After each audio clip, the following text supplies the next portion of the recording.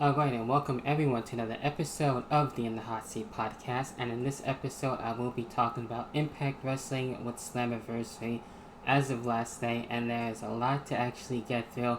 Some surprises and then some for Impact Wrestling for last night.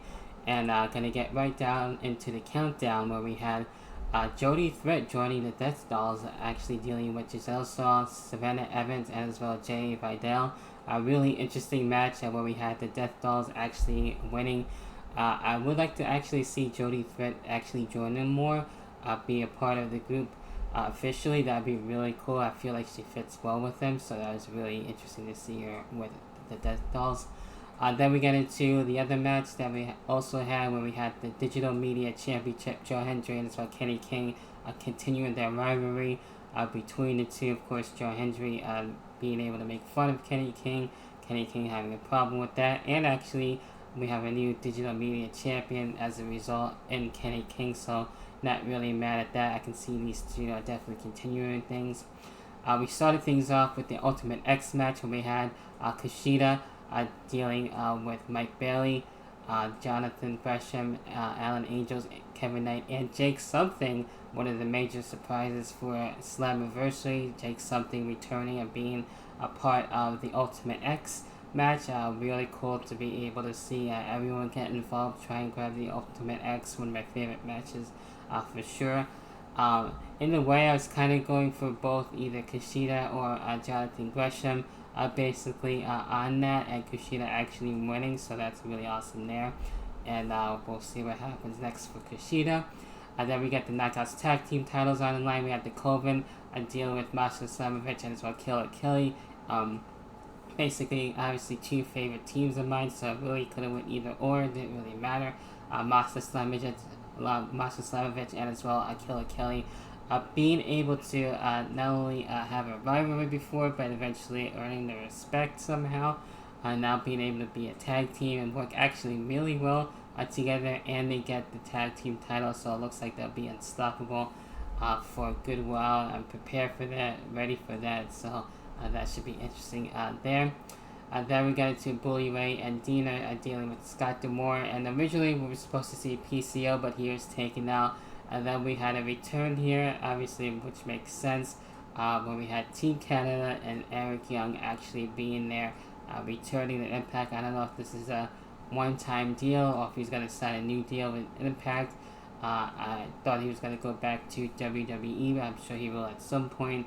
But having him help Scott D'Amore makes sense, especially with those two knowing each other so well with Team Canada and having his fair share of problems with Eric Young dealing with Dina and in design, so that definitely made a lot more sense. So Eric Young and Scott D'Amore get their win. And then we had the X Division Championship on the line with Chris Sabin and Leah Rush. This match technically didn't really fully happen until after a while, and with Leah Rush actually attacking Chris Sabin and then being able to not really basically in a way do a lot more than he wanted to, and basically being hurt, so Leah Rush able to be X Division Champion, so a lot was going on there. I wish we would have saw a more longer match, and I hope Chris Sabin is okay. And then we had the Impact Tag Team titles on the line, and we had ABC, Moose and Brian Myers, Sami Callihan, and Rich Swann, and as well Subculture. This one was definitely interesting. I was definitely going with Subculture all the way. All the teams are getting their fair share of spots and everything else in between. So made it for an interesting, crazy match. And of course, Subculture, which I'm very proud of, a long time coming, getting the tag team titles. So I'm curious to see who they'll be facing next. I'm happy they get to keep basically everything that they have from NXT UK. So that's really awesome. So I'm really happy for them. We had Eddie Edwards dealing with Frankie Kazarian out there and everything, where we had Tracy Brooks out there also, as well Alicia in full support of them, getting their basically problems dealt with and everything, getting their fair share of spots of their own. But in the end, we had Eddie Edwards actually getting a win, so I'm not really mad at that. And then we got into which I thought was going to be the main event, ended up being the co-main event when we had a Knockouts World title match, Deanna Purrazzo and as well Trinity. Trinity being able to deal with her first women's title match outside of the WWE, so definitely a big deal between these two and everything. So really cool stuff. Basically pretty even between the two. Could have went really even or for Trinity actually getting the Knockouts title and a star no matter where she goes. So I'm very happy for her being able to win her first title, to my knowledge, outside of the WWE. So that's really awesome. I knew she would be Knockouts champion within time, so this is going to be really cool to see who she's going to be facing next, what feud she'll be dealing with, so on and so forth. And then we got the main event, the Impact World title, Alex Shelley dealing with Nick Aldis, and to see how things for Alex Shelley would be able to transpire, especially what happened with Chris Sabin, what his mindset would be. But Nick Aldis definitely gave him a hell of a match for sure, to see if Alex Shelley really was truly ready for the world title. I actually kind of saw Nick Aldis winning, but Alex Shelley ended up keeping the world title, which I'm not mad at, and being able to retain. And then we have the other return where we had Josh Alexander returning, looking to go face to face with Alex Shelley. Obviously, he wants his world title back. Don't really blame him on that, so it looks like he's great, ready to go. So I could see those two going at it at the next pay-per-view, probably maybe in a long-term feud. I don't know, to see what happens between the two, so that should be interesting. So basically, that's everything that happened for Slammiversary. I really enjoyed Slammiversary.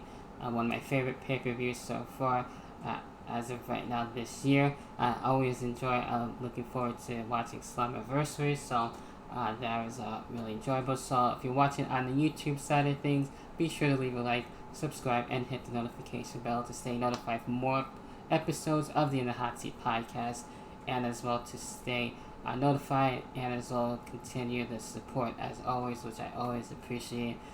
With that, almost at 40 subscribers right here for the In the Hot Seat podcast official YouTube channel, so appreciate that.